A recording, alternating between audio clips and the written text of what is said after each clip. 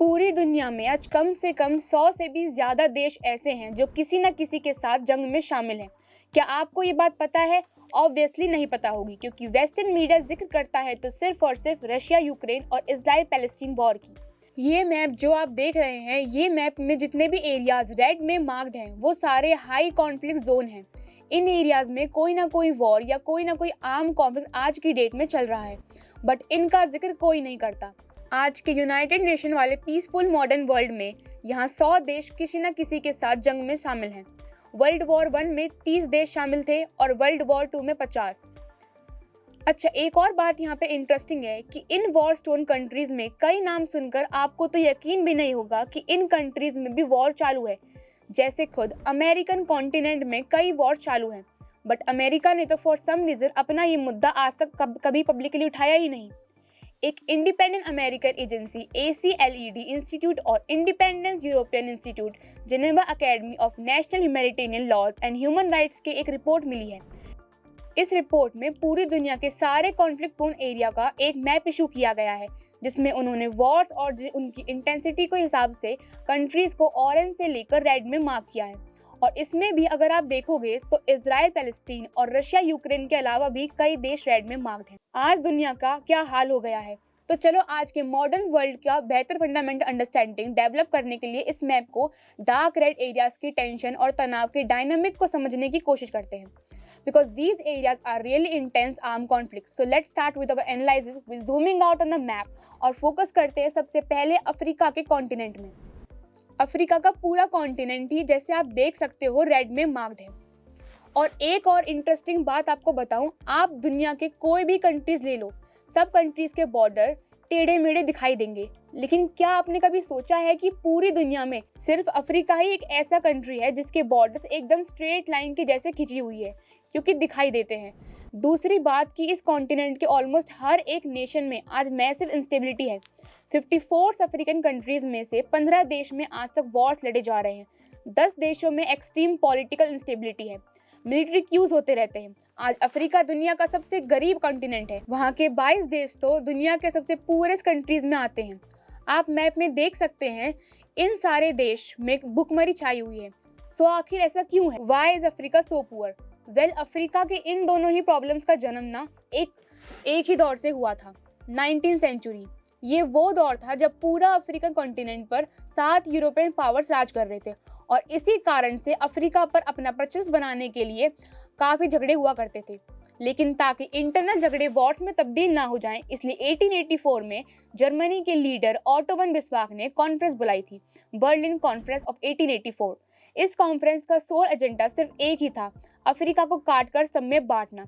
इस समय in European ने लिटरली अफ्रीका के मैप को लिया और बिना वहाँ की पॉपुलेशन डेंसिटी समझे, बिना एथनिक डिस्ट्रीब्यूशन के स्टडी किए और बिना कोई सेंटिमेंटल टेरिटरीज को कंसीडर किए उन्होंने मैप के स्केल रख के सीधा बांटना शुरू कर दिया। यूके के प्राइम मिनिस्टर लॉर्ड शेरिसबरी ने ये तक कह दिया था कि हम लिटरली एक दूसरे को पहाड़, नदियाँ और तालाब ऐसे बांट रहे थे जैसे जिनकी एग्जैक्टली लोकेशन भी हमें पता नहीं थी।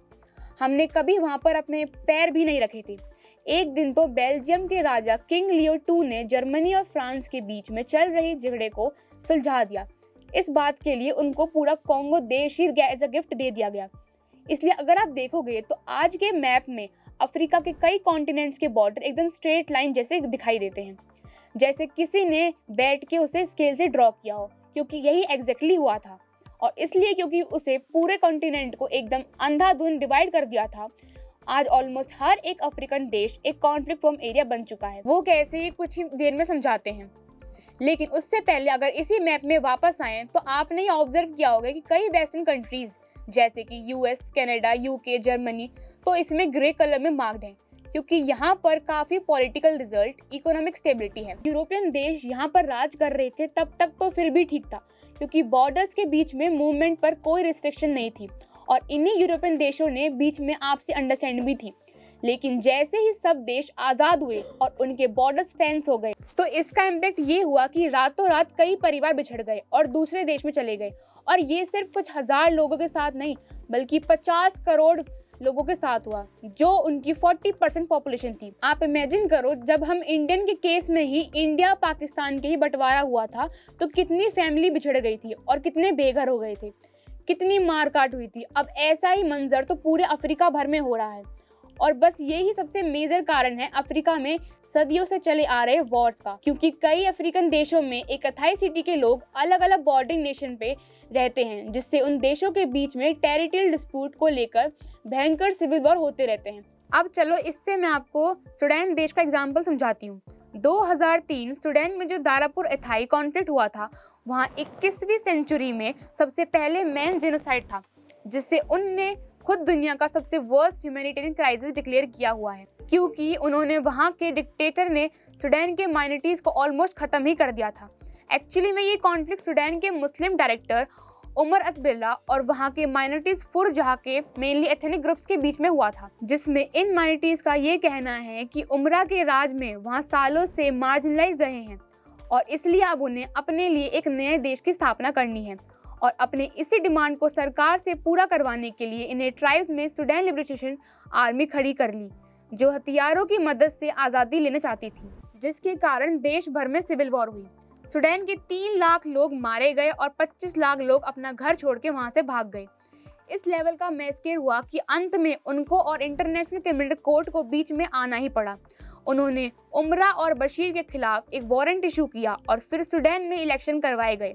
इनफैक्ट सूडान के ही एग्जाम्पल को अगर हम कंटिन्यू करें तो पहले से ही इस देश में एथनिक और टेरिटोरियल वॉर चल रहे थे, ऊपर से वहाँ पर डिक्टेटरशिप भी आ गई थी, प्लस यहाँ पर कम से कम 2 मिलिट्री कूल्स भी हो चुके थे। तो ऐसे ही हर किसी कंट्रीज में किसी न किसी वजह को लेकर वॉर चलती आ रही हैं, जो अब तक भी ख़त्म नहीं हुई हैं। तो आज के लिए इतना ही। ऐसे ही देश भर की तमाम जानकारी के लिए जुड़े रहिए हमारे साथ। तब तक के लिए धन्यवाद।